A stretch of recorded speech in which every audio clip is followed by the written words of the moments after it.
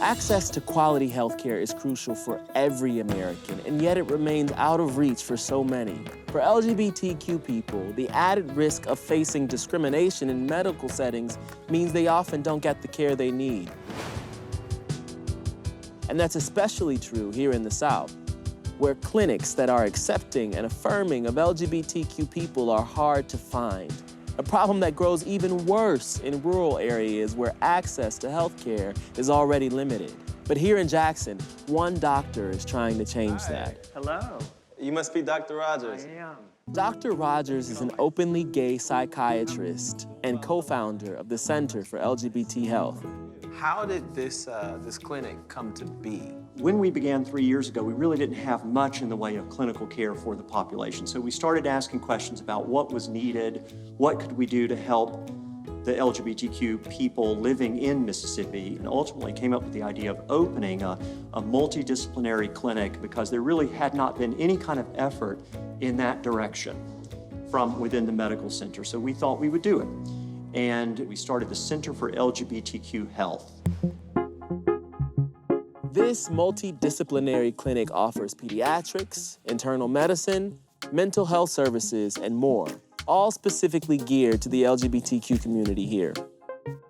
Did you sort of face any opposition to that? We didn't. I think a lot of people would assume in Mississippi, because it's a socially conservative state, you would assume there would be a lot of opposition. But what I found, which was a pleasant surprise, is that many people from across the medical center, when they began hearing about what we were doing, they contacted me and said, I want to be a part of that. So I'd love to show you around. Would you like to come in and see the clinic? Okay, yeah. Well, great. Well, come on in.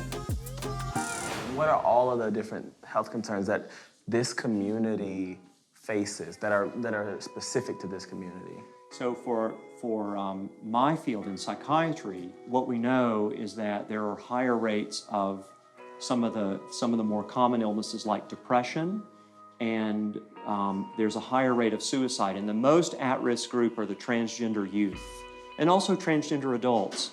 But that's a very high-risk group. Mm-hmm. We're also just doing primary care here. Mm-hmm. And so we're managing things like hypertension and diabetes and all the things that any other clinic would do, but we're doing it in an environment that is not judgmental, that is affirming, where it's completely free of prejudice, discrimination. Having a space free of discrimination is critically important.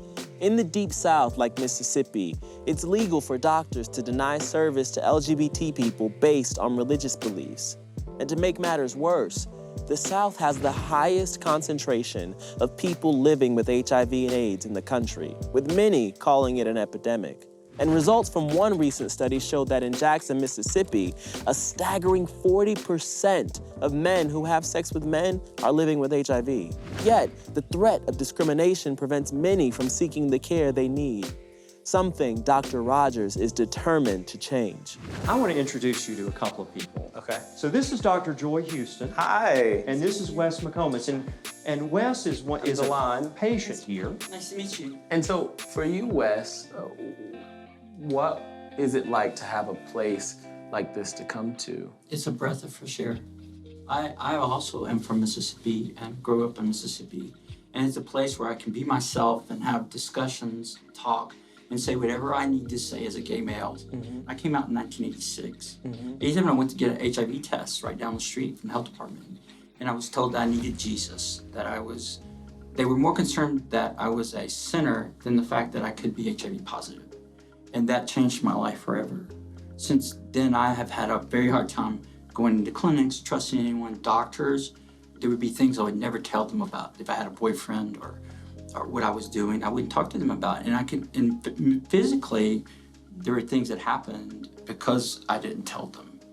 I kept it quiet because I didn't want to go through that again. Yeah.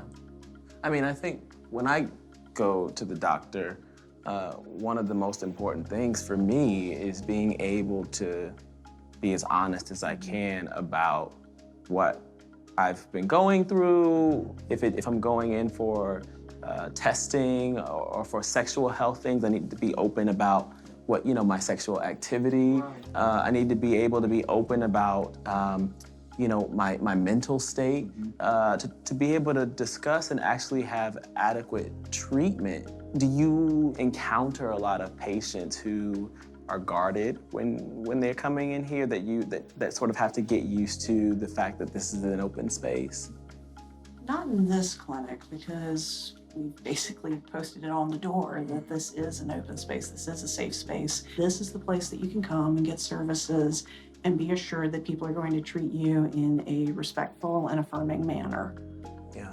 And I think that actually relieves a lot of the tension, at least for people that I've seen, because they're just sort of, they've got the guarantee at the door. Yeah. How's your sort of healthcare changed since they've been open? Well, my high blood pressure's down. I actually can talk to a doctor who I know will take care of my needs.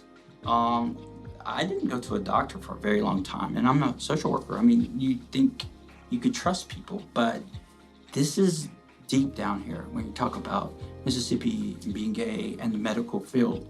And I feel much healthier now. I really do. And I feel like I could come and talk about anything and get help. That means a lot to me. Dr. Rogers is also dedicated to serving another group that often faces barriers when it comes to health services, the trans community. Despite the fact that there are over 500,000 trans people living in the South, Dr. Rogers and his colleagues are one of the few medical teams in Mississippi providing health care with a focus on trans issues. Were you trained in transgender issues when you were going through medical school? No?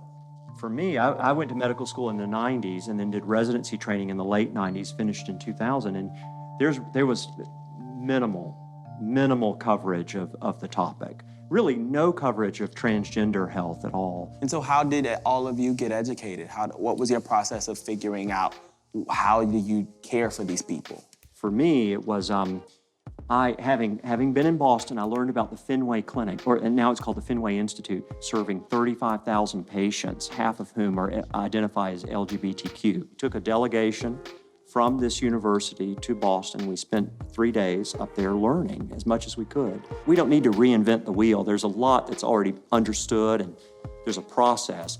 We just had to learn it. The need for better training and competency when it comes to trans health issues is huge. Our patients are allowed to give their preferred names, their pronouns, and then we do everything we can to use that name and that pronoun as we communicate with our patients. We've also updated all of the policies in the hospital to be LGBTQ friendly. Yeah.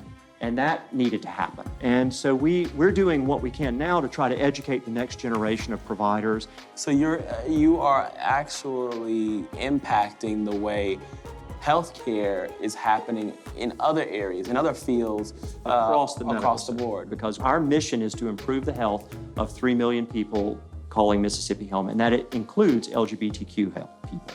So that's what we're trying to do. It means a lot to us that you came, though, and spent time with us this afternoon. Thanks so much for that. And thank you for the work that you do. Thank you very much. It's a pleasure to meet you.